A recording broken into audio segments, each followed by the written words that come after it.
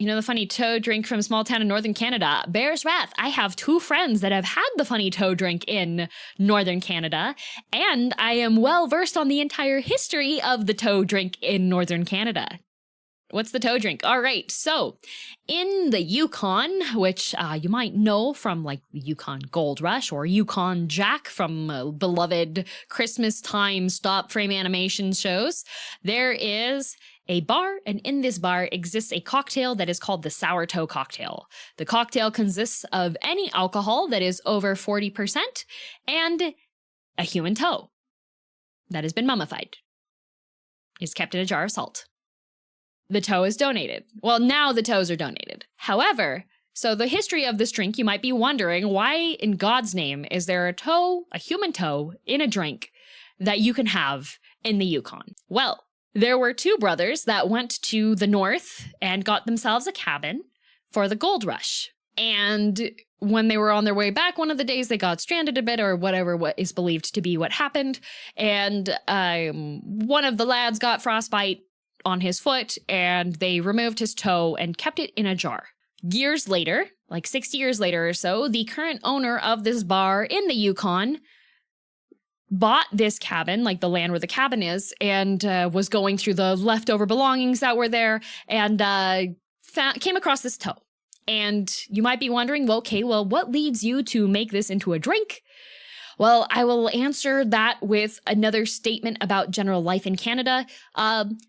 If you're in the Yukon, you generally like really only can go outside and do stuff for maybe 3 months of the year. And when people are stuck inside with limited things to do, you kind of have interesting ideas of stuff to do, right?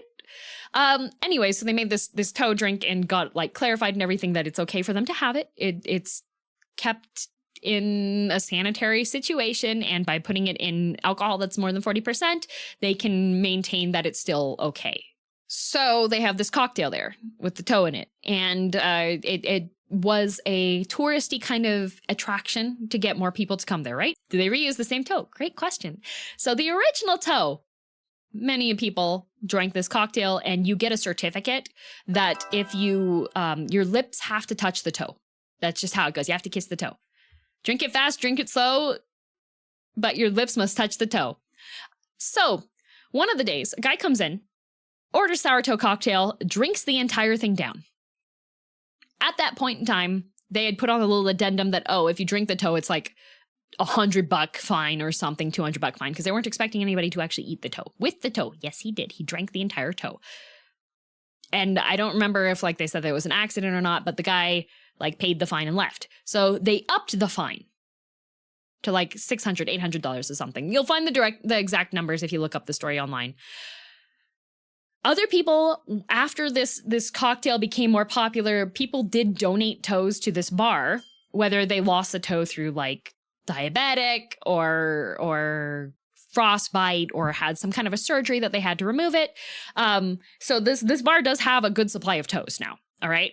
So when the next toe was being used, that was like properly mummified and everything, and they had upped the fine for drinking the toe to quite a bit, person came in to come and do the sour toe cocktail challenge, which isn't uncommon. A lot of people do this every day in their $2,500 fine. There you go. They had raised 2.5K. Man comes in, orders the sour toe, drinks the whole thing down, and puts 2.5K on the bar countertop and leaves. He just wanted to eat a toe. Yes, he did. He just wanted a toe.